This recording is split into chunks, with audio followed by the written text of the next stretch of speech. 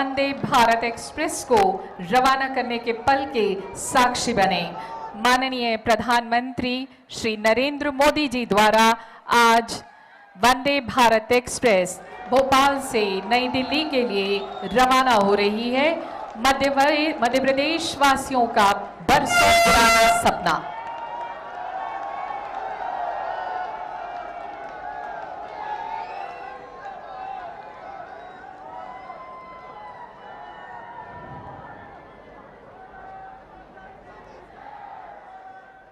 इस पल का मध्य प्रदेश वासियों को बरसों से इंतजार रहा है। 300 से ज़्यादा स्कूली बच्चे वंदे भारत से सफ़र कर रहे हैं। माननीय प्रधानमंत्री जी से बच्चों ने संवाद भी किया और प्रधानमंत्री के दिल के बेहद करीब ये बच्चे आज अपने बीच उन्हें पाकर बेहद उत्साहित हैं। ये उन सब के लिए एक यादगार पल रहा। और वंदे भारत एक्सप्रेस भोपाल से दिल्ली के लिए रवाना हो रही है। माननीय प्रधानमंत्री जी सब बच्चों को अलविदा कहते हुए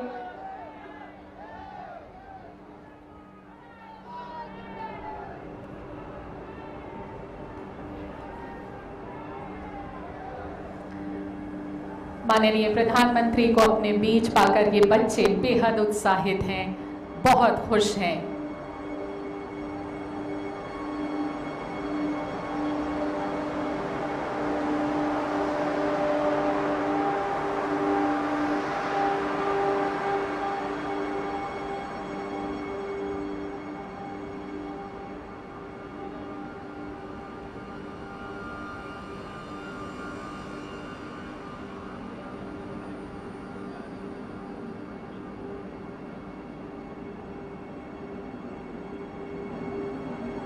इस ट्रेन के ज़रिए भारत की राजधानी और मध्य प्रदेश की राजधानी को आपस में कनेक्टिविटी और तेज़ परिवहन की सुविधा मिलेगी।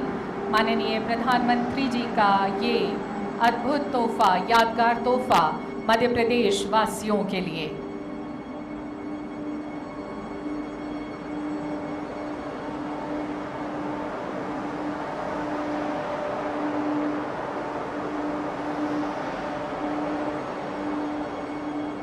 इस ट्रेन के माध्यम से यात्रीगण रानी कमलापति और नई दिल्ली के मध्य आने वाले धार्मिक एवं पर्यटन स्थलों की सुगम एवं तेज यात्रा के अनुभव के साथ प्राकृतिक सौंदर्य का लुत्फ भी उठाएंगे। इस ट्रेन के माध्यम से यात्रीगण बहुत ही कम समय में भोपाल और दिल्ली का सुगम एवं सुविधाजनक सफ़र कर सकेंगे।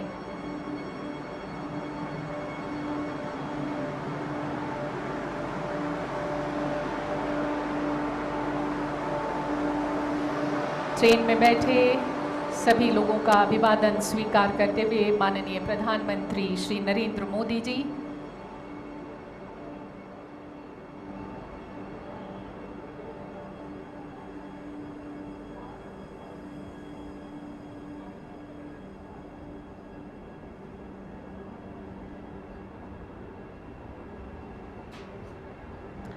ये वंदे भारत एक्सप्रेस ट्रेन श्रद्धालुओं, व्यापारियों और पर्यटकों को नए भारत की नई रेल यात्रा का अनुभव कराएगी।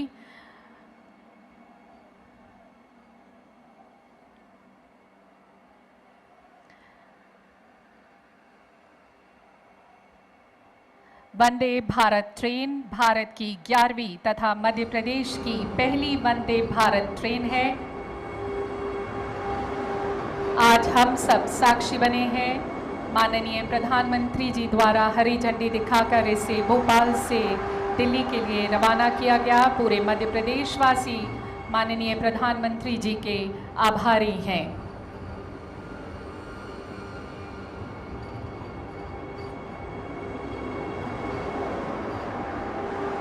और ये दिल्ली के लिए रवाना वंदे भारत एक्सप्रेस। अब हम आमंत्रित करते हैं जिनकी शब्द ध्वनि सुनने के लिए आप हम सब बड़ी देर से प्रतीक्षारत हैं, माननीय प्रधानमंत्री जी श्री नरेंद्र मोदी जी।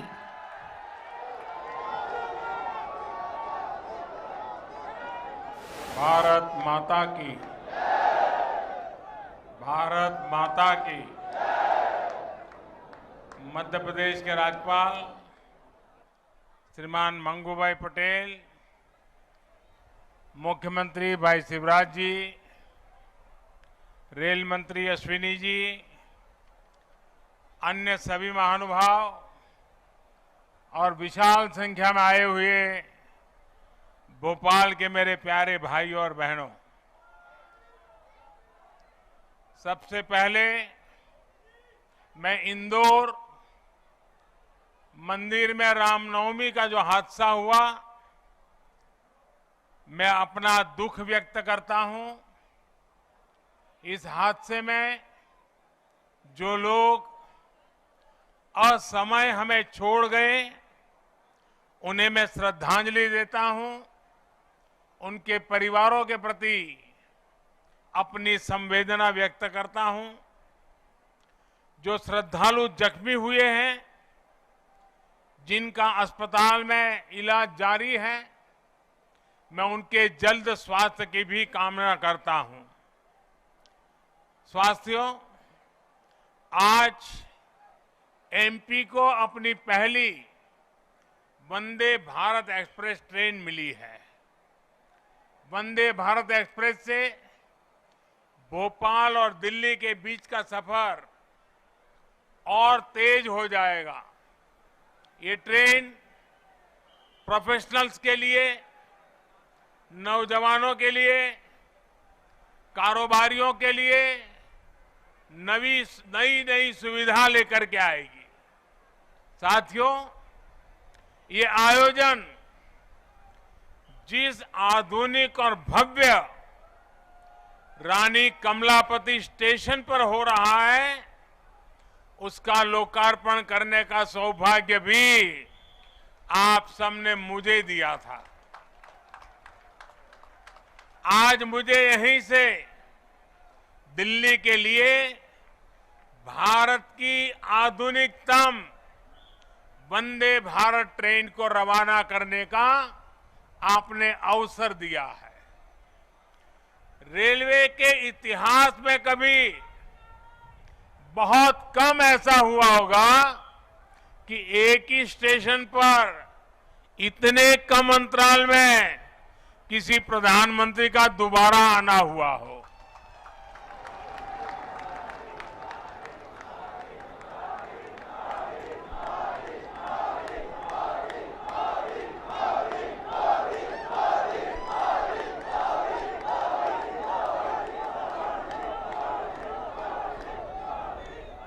लेकिन आधुनिक भारत में नई व्यवस्थाएं बन रही है, नई परंपराएं बन रही है। आज का कार्यक्रम इसी का भी एक उत्तम उदाहरण है। साथियों, अभी यहां मैंने जो यात्री के रूप में हमारे स्कूल के बच्चे जा रहे थे, कुछ पल उनके बीच बताया, उनसे संवाद भी किया। उनके भीतर इस ट्रेन को लेकर जो उत्सुकता थी, उमंग थी, वो देखने योग्य थी। यानी एक तरह से वंदे भारत ट्रेन विकसित होते भारत की उमंग और तरंग का प्रतीक है। और आज जब ये कार्यक्रम तय होता था, तो मुझे बताया गया कि 1 तारीख को कार्यक्रम है। मैंने कहा, भाई 1 अप्रैल को क्यों रखते हो? जब अखबार में खबर आएगी कि 1 अप्रैल को मोदी जी वंदे भारत ट्रेन को झंडी दिखाने वाले हैं, तो हमारे कांग्रेस के मित्र जरूर बयान देंगे, ये मोदी तो अप्रैल फूल करेगा।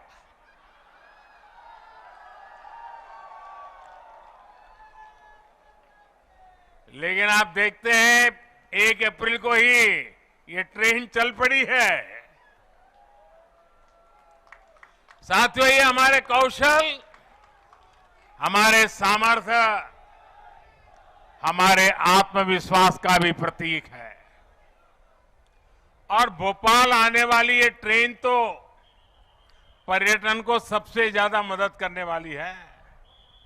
इससे सांची स्तूप, भीमबेटका, भोजपुर और उदयगिरी गुफा जैसे पर्यटन स्थलों में आवाजाही और बढ़ने वाली है।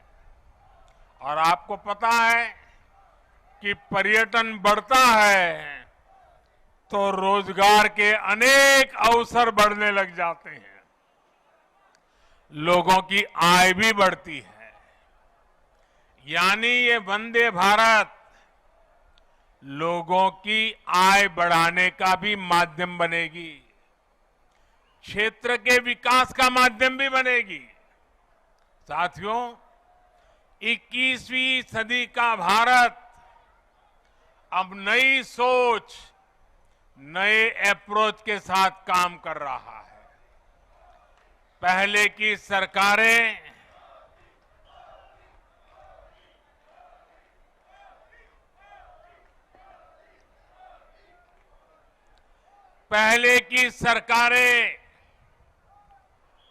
तुष्टीकरण में ही इतना व्यस्त रही कि देशवासियों के संतुष्टीकरण पर उनका ध्यान ही नहीं गया।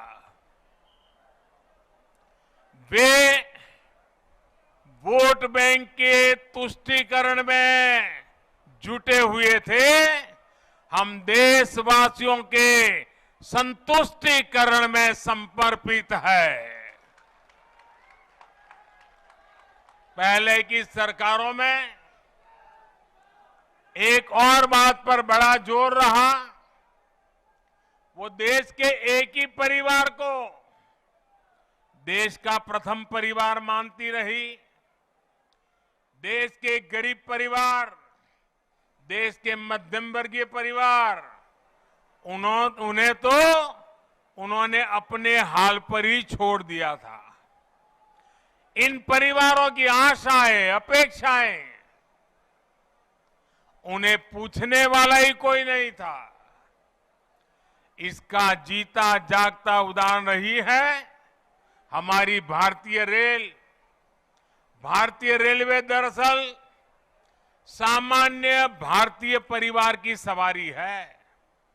माता, पिता, बच्चे, दादा, दादी, नाना, नानी सबको इकट्ठे जाना हो तो दशकों से लोगों का सबसे बड़ा साधन रेल रही है।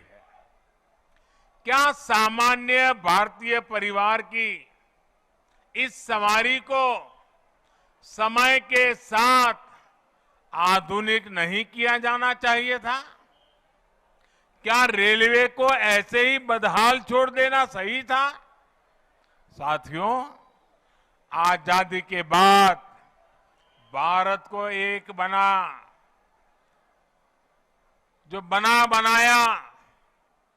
बहुत बड़ा रेलवे नेटवर्क मिला था। तब की सरकारें चाहती तो बहुत तेजी से रेलवे को आधुनिक बना सकती थी, लेकिन राजनीतिक स्वार्थ के लिए, लोक लुभावन वादों के लिए रेलवे के विकास को ही बलि चढ़ा दिया गया। हाल तो ये थी कि आजादी के इतने दशकों बाद भी हमारे नॉर्थ ईस्ट के राज्य ट्रेन से नहीं जुड़े थे। साल 2014 में जब आपने मुझे सेवा का अवसर दिया तो मैंने तय किया कि अब ऐसा नहीं होगा। अब रेलवे का कायाकल्प होके रहेगा। बीते 9 वर्षों में हमारा ये निरंतर प्रयास रहा है कि भारतीय रेल दुनिया का श्रेष्ठ रेल नेटवर्क कैसे बने।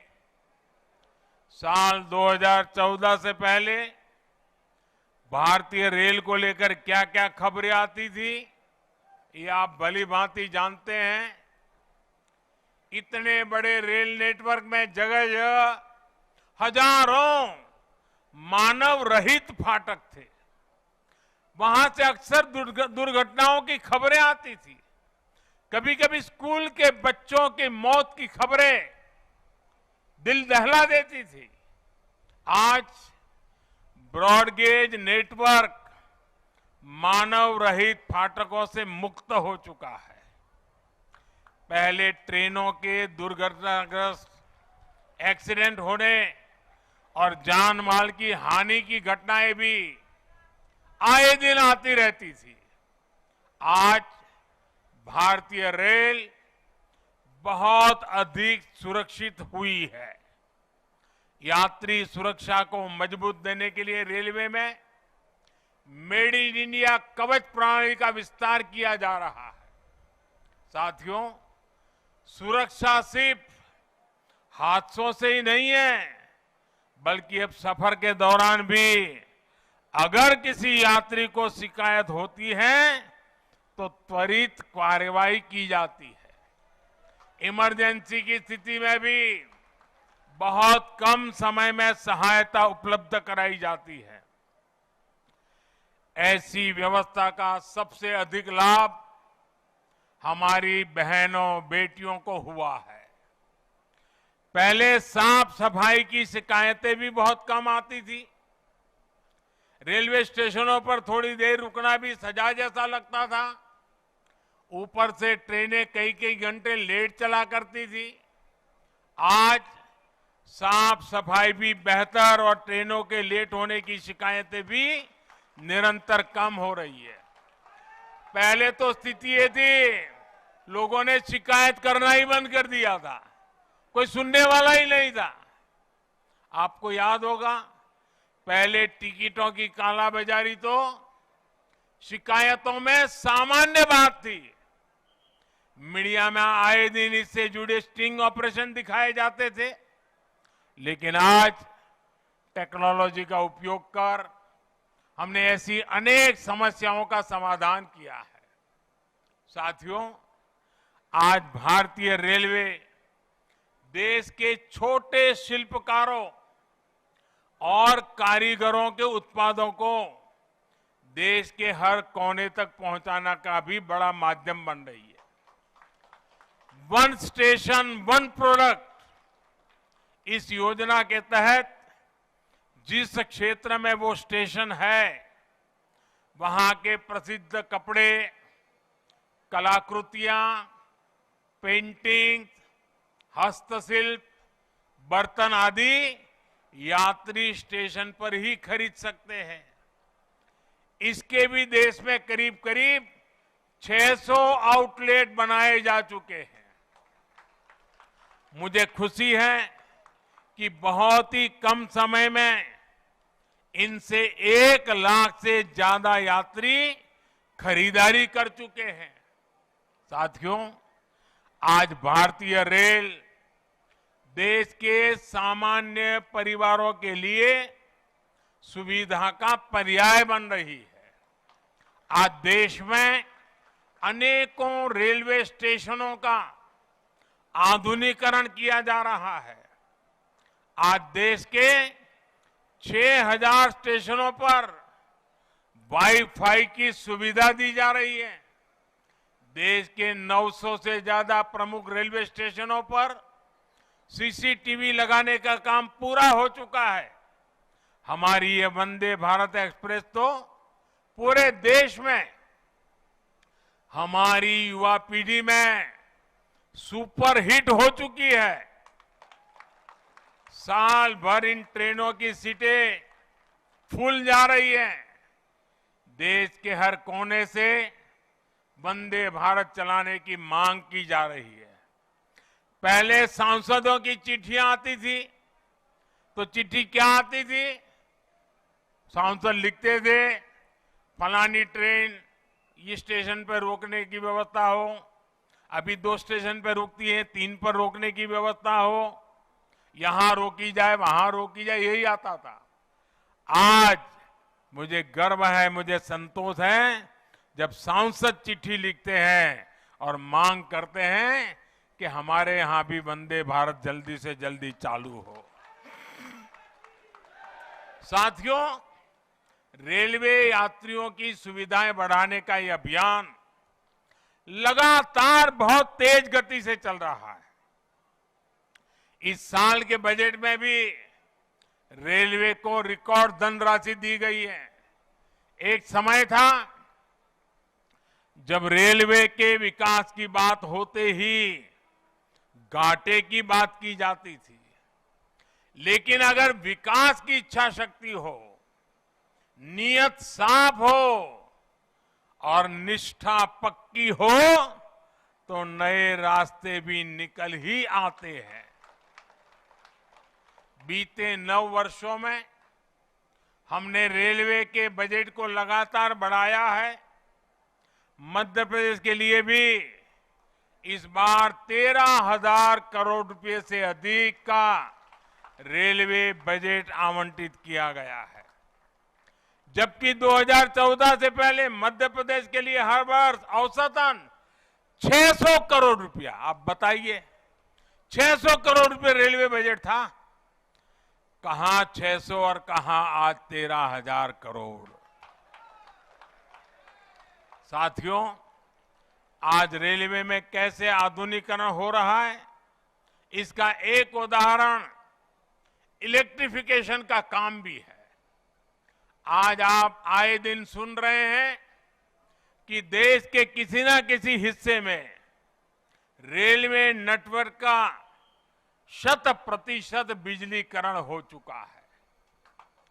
जिन 11 राज्यों में 100% बिजलीकरण हो चुका है, उसमें मध्य प्रदेश भी शामिल है। 2014 से पहले हर साल एवरेज 600 किलोमीटर रेलवे रूट का इलेक्ट्रिफिकेशन होता था। अब हर साल औसतन 6,000 किलोमीटर का इलेक्ट्रिफिकेशन हो रहा है। ये है हमारी सरकार के काम करने की रफ्तार। साथियों, मुझे खुशी है मध्य प्रदेश आज पुराने दिनों को पीछे छोड़ चुका है। अब मध्य प्रदेश निरंतर विकास की नई गाथा लिख रहा है। खेती हो या फिर उद्योग, आज एमपी का सामर्थ्य भारत के सामर्थ्य को विस्तार दे रहा है। विकास के जिन पैमानों पर कभी मध्य प्रदेश को बीमारू कहा जाता था, उनमें से अधिकतर में एमपी का प्रदर्शन प्रशंसनीय है। आज एमपी गरीबों के घर बनाने में अग्रणी राज्यों में है। हर घर जल पहुंचाने के लिए भी मध्य प्रदेश अच्छा काम कर रहा है। गेहूं सहित अनेक फसलों के उत्पादन में भी हमारे मध्य प्रदेश के किसान नए रिकॉर्ड बना रहे हैं। उद्योगों के मामले में भी अब ये राज्य निरंतर नए कीर्तिमानों की तरफ बढ़ रहा है। इन सब प्रयासों से यहां युवाओं के लिए अनंत अवसरों की संभावनाएं भी बन रही है। साथियों, देश में विकास के लिए हो रहे इन प्रयासों के बीच आप सभी देशवासियों को एक और बात की ओर भी ध्यान खिंचवाना चाहता हूं। हमारे देश में कुछ लोग हैं जो 2014 के बाद से ही ये ठान कर बैठे हैं और पब्लिकली बोले भी हैं, और उन्होंने अपना संकल्प घोषित किया है। क्या किया है? उन्होंने अपना संकल्प घोषित किया है, हम मोदी की छवि को धूमिल करके रहेंगे।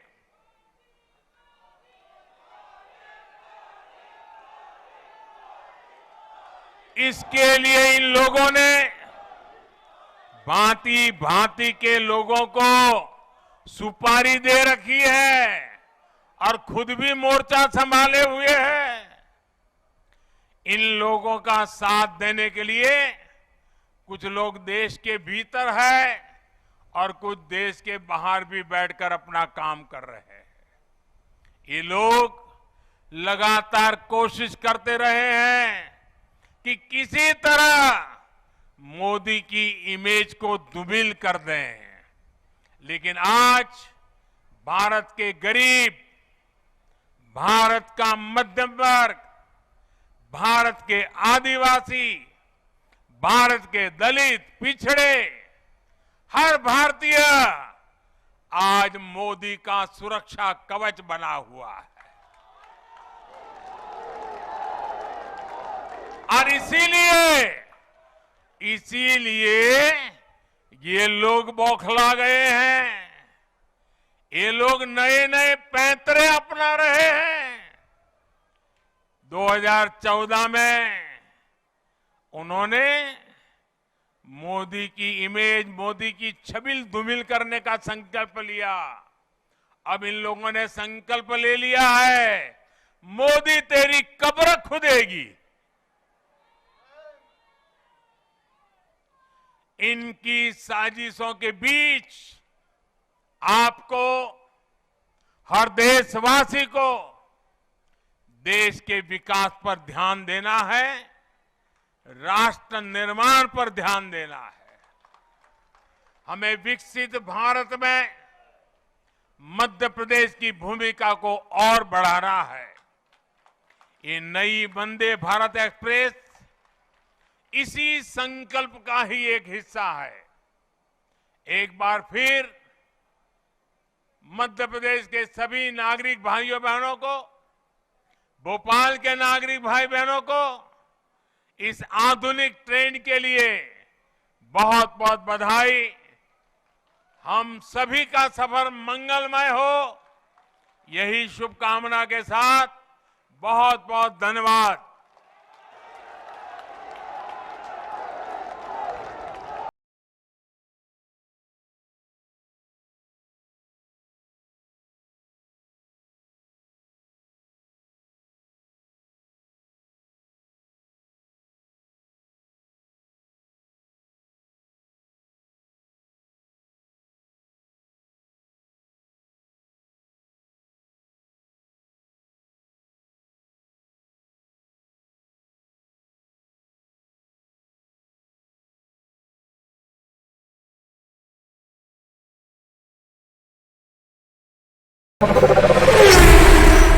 सुजीत सिंह है और मैंने ये पठानकोट में डिफेंस रोड पे शोरूम खोला है आरपीएम के नाम से।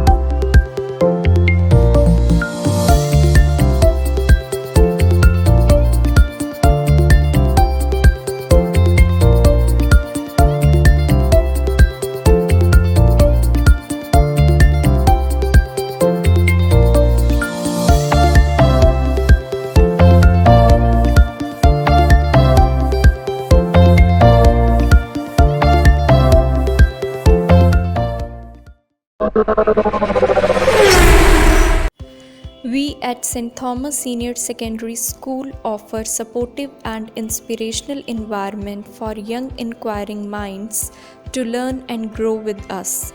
Our passion for learning means we achieve more than outstanding results. We strive to build confident and creative thinkers and aim at delivering an education that is truly relevant to their future. We aim at inspiring our students to dream more, learn more, do more, and become more in their respective journey of life.